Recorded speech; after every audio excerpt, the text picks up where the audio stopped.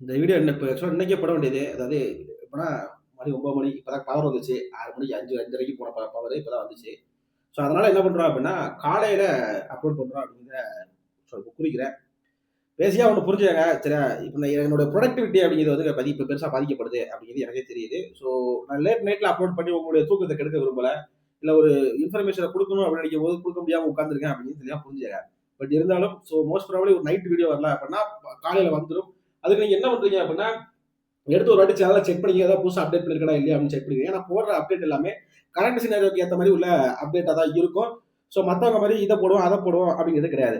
அதே மாரி இன்னொரு நல்ல கேள்வி. என்னுடைய வாட்ஸ்அப்ல வந்து ஒரு நண்பர் வந்து ஒரு நல்ல கேள்வி கேட்டிருந்தாரு. ப்ரோ நீங்க போடுற ஸ்ட்ராட்டஜி எல்லாமே இந்தியன் மார்க்கெட்டா இருக்கு ப்ரோ. ஃபாரெக்ஸ்க்கு ஒர்க் ஆகுமா ப்ரோ? அப்படின்னு கேட்டிருந்தாப்ல.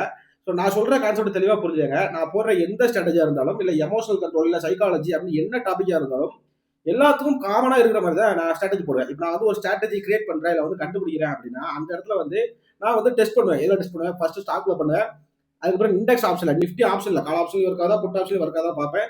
பேங்க் நிஃப்டி, சென்செக்ஸ், கமாடிட்டி இது எல்லாத்தையும் ஒர்க் ஆகுதான்னு பார்ப்பேன். அதுக்கப்புறம் ஃபாரெக்ஸ்லயும் ஒர்க் ஆகுதான்னு பார்ப்பேன். இதோட இது எல்லாத்தோட விண்ட்ரோஷியையும் எடுத்து பார்ப்பேன். இது எல்லாமே நல்லா இருந்தால் மட்டும் தான் நான் யூடியூப்ல அப்லோட் பண்ணுவேன். இல்லைன்னு சொன்னா நான் அப்லோட் பண்ண மாட்டேன் அப்படின்னு தெளிவா புரியுது. அது மேக்ஸ் பேஸ்டா இருக்கலாம், இல்ல வந்து ஏதாவது ஒரு இண்டிகேட்டர் பேஸ்டா இருக்கலாம், இல்ல ஏதாவது ஒரு கான்செப்ட் பேஸ்டா இருக்கலாம். இதை வந்து அது இருந்தால் மட்டும்தான், ஓரளவு கரெக்டா இருந்தால் மட்டும்தான் நாங்க வந்து போடுவேன் அப்படிங்கிறத சொல்லிக்கிறேன்.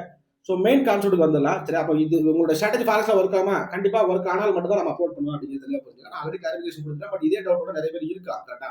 பட் மெயின் கான்செப்ட்டுக்கு வந்துரும். 2026லயும் சரியா, என்னதான் ஒரு 5 வருஷம் 6 வருஷம் ட்ரேடிங் எக்ஸ்பீரியன்ஸ் இருந்தாலும், எது ஸ்விங்கு சரியா, எது ஸ்விங்கு, எது ட்ரெண்டு, எது ரீட்ரேஸ்மெண்ட், எது ஸ்விங் ஹை, எது ஸ்விங் லோ அப்படின்னு தெரியாம முடிச்சுக்கிட்டீங்களா? அப்ப இந்த வீடியோ வந்து உங்களுக்கான வீடியோ தான். ரொம்ப ஈஸியா வந்து நம்ம டிஸ்கிரைப் பண்ண போறோம். பேசிக்கா எடுத்துக்கங்களேன்.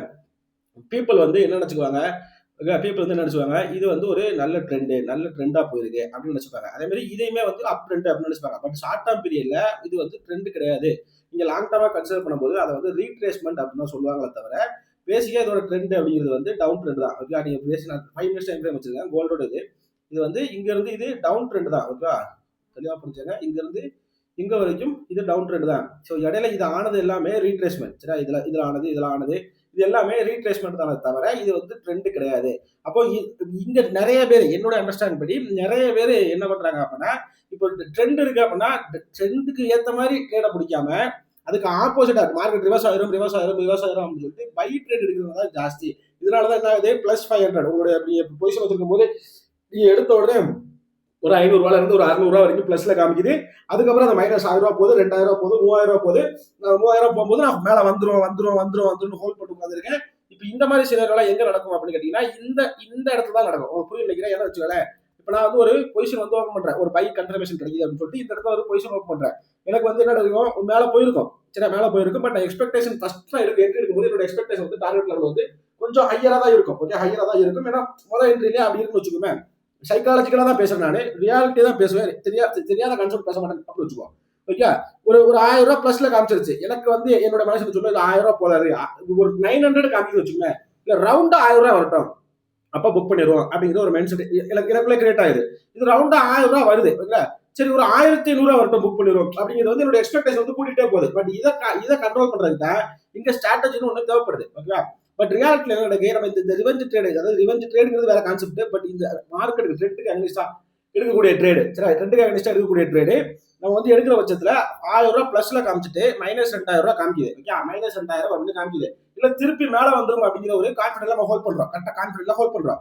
இது திருப்பி எனக்கு காஸ்ட் டு காஸ்ட்டுக்கும் வருது. ஓகே, பாத்துக்கங்க, நான் ரியாலிட்டி தான் பேசுறேன், கரெக்டா நடந்துக்கிறது தான் பேசுறேன். காஸ்ட் டு காஸ்ட்டுக்கு வருது. இது எப்படி காஸ்ட், அது வரைக்கும் கடவுள்கிட்ட வேண்டாம். காஸ்ட் டு காஸ்டா வந்துட்டு மக்களே, கடவுளே கண்டிப்பா காஸ்ட் டு காஸ்ட் வரட்டும், வந்தா நான் எக்ஸிட் பண்ணிடுறேன் அப்படின்னு உட்காந்து வேண்டாத தெய்வங்கள் கிடையாது, வேண்டாத சாமிகள் கிடையாது, வேண்டாத இயேசு அல்ல எல்லாத்தையும் கூப்பிட்டு வச்சு விளையாடுறது.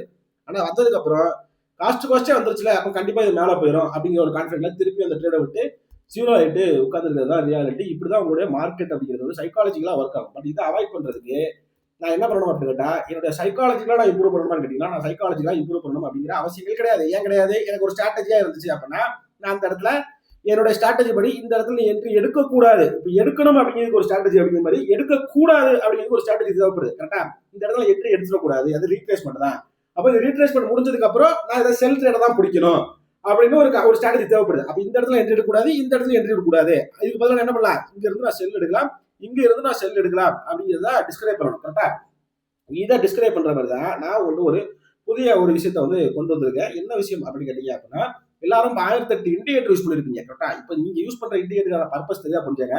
இண்டிகேட்டர் வச்சு நீங்க என்ட்ரி டிஸ்கிரைப் பண்ண போறது கிடையாது. உங்கள்ட்ட ஆல்ரெடி என்ட்ரி டிஸ்கிரைப் பண்றதுக்கு ஒரு சில மெத்தட்ஸ் வந்து நீங்க இவ்வளவு நாள் ஃபாலோ பண்ணிருப்பீங்க. பட் நீங்க பை எடுக்கிறதா செல் எடுக்கிறதா அப்படிங்கிறதுல கன்ஃபியூஷன் இருக்கும். கரெக்டா? இந்த கன்ஃபியூஷன் போகிறதுக்காக தான் நம்ம வந்து என்ன பண்ணிருக்கோம் அப்படின்னா, பேசிக்கா நீங்க உங்களுடைய புரோக்கர்ல இல்ல வந்து ட்ரேடிங் வியூல ஆசம் ஆஸ்டிலேட்டர் அப்படின்னு சொல்லிட்டு ஒரு இது இருக்கும். சரி, நீங்க ஏஓ அப்படின்னு டைப் பண்ணாலே வந்துடும். சரி, ஆசம் ஆஸ்டிலேட்டர் அப்படின்னு ஒரு இண்டிகேட்டர் இருக்கும். இதை நீங்க இந்த இண்டிகேட்டர் ஆட் பண்ணிட்டீங்க அப்படின்னா, நான் வச்சிருக்கிறது வந்து இதை வந்து நீங்க எதில் யூஸ் பண்ணணும் அப்படின்னா 5 மினிட்ஸ் டைம் ஃப்ரேம்ல தான் மெயினா யூஸ் பண்ணணும். ஓகே, 5 மினிட்ஸ் டைம் ஃப்ரேம்ல தான் உங்களுக்கு வந்து கிளியரா தெரியும். நான் இல்ல பிரதர், நான் வந்து 1 மினிட்ல தான் யூஸ் பண்ணுவேன், எனக்கு 1 மினிட்ல தெரியும் அப்படின்னா பயங்கர டிராஃபிக்கா இருக்கும், பயங்கர நாய்ஸியா இருக்கும், கன்ஃபியூஷன் தான் கொடுக்கும். அப்ப நீங்க மேஜரா இதை வந்து எதில் யூஸ் பண்ணிக்கணும் அப்படின்னு கேட்டீங்கன்னா 5 மினிட்ஸ் டைம் ஃப்ரேம். சரி, 5 மினிட்ஸ் டைம் ஃப்ரேம். இங்க பாருங்க, இதுல வந்து ஒரு ரொம்ப சிம்பிள் ட்ரிக் தான். சரி, ரொம்ப சிம்பிள் ட்ரிக் தான். நான் இதை வந்து உங்களுக்கு கோல்ட்லயும் போட்டு காமிச்சிடுறேன்.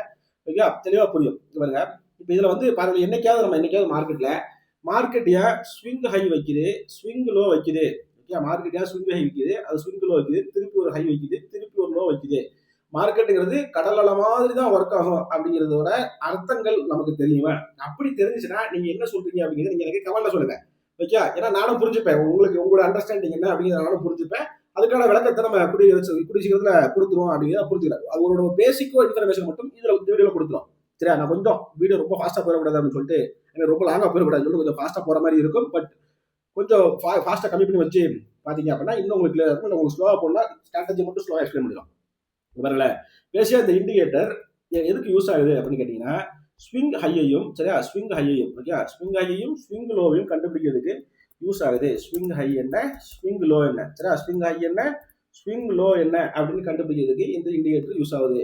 அப்போ இந்த இடத்துல நீங்க ஸ்விங் ஹை அப்படின்னு நீங்க கண்டுபிடிச்சிங்க, இல்ல ஸ்விங் லோ அப்படின்னு கண்டுபிடிச்சிங்க அப்படின்னா, எப்பவுமே ஒரு ட்ரேடருக்கான அழகு என்ன அப்படின்னு கேட்டீங்க அப்படின்னா, லோல இருக்கிறப்ப பையும், சரியா, லோல இருக்கிறப்ப பையும், சரியா, ஹையில இருக்கிறப்ப செல்லும், சரியா, ஹையில இருக்கிறப்ப செல்லும் பண்றதுதான் ஒரு நல்ல ட்ரேடருக்கு அழகு. ஏன்னா அப்பதான் நீங்க ட்ரெண்டை பேஸ் பண்ணி பண்றீங்க அப்படிங்கிறது அர்த்தம்.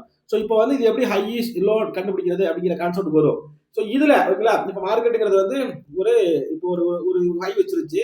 இதுல வந்து ஒரு ரீட்ரேஸ்மெண்ட் ஆகுது, திருப்பி ஒரு ஹை விக்குது, திருப்பி ஒரு ரீட்ரேஸ்மெண்ட் ஆகுது, திருப்பி ஒரு ஹை விக்குது. இப்படிதான் மார்க்கெட் இருக்குன்னு வச்சுக்கோமே. திருப்பி இங்க இருந்து செல் ஆயிருது. அப்ப இதுல வந்து பிறகு இந்த ஹையை தான் கண்டுபிடிக்கணும். கரெக்டா? இங்க தான் எனக்கு ரிவர்சல் ட்ரேட் நடக்கும். இந்த ட்ரேடை நான் எடுக்கக்கூடாது அப்படிங்கிறத கண்டுபிடிக்கணும். கரெக்டா? இந்த ட்ரேட் எடுக்கக்கூடாது, இந்த ட்ரேடும் எடுக்கக்கூடாது அப்படிங்கிறத கண்டுபிடிக்கணும். இதைத்தான் வந்து நம்ம இந்த இண்டிகேட்டர்ல தெளிவா பார்க்க போறோம். ஸோ நான் எல்லா டெக்ஸ்டையும் மாத்திடுறேன், மெயின் கான்செப்ட்டுக்கு வந்துடுறேன். ஸோ பேசிக்காக 5 மினிட்ஸ் டைம் ஃப்ரேம் எடுத்துக்கங்க. ஓகே, 5 மினிட்ஸ் டைம் ஃப்ரேம் எடுத்துங்க. நான் வந்து இதை வந்து ஒரு நல்ல டவுன் ட்ரெண்ட் எடுத்துக்கோ. ஓகே, இல்லை இதுக்கு முன்னாடி இருந்து எடுத்துக்கோ, மேலே இருந்து எடுத்துக்கோ. இங்கே பாருங்க, இங்க இருந்தே மார்க்கெட்டுங்கிறது ஒரு நல்ல டவுன் ட்ரெண்ட், கிட்டத்தட்ட 24,600 லெவல்ல இருந்து 23,810 அப்படிங்கிற லெவலுக்கு வந்திருக்கு. கரெக்டா? இங்க பாருங்க, இதுல இருந்து நான் லைவ் எக்ஸ்பிளைன் பண்றேன். ஓகே, பாருங்க,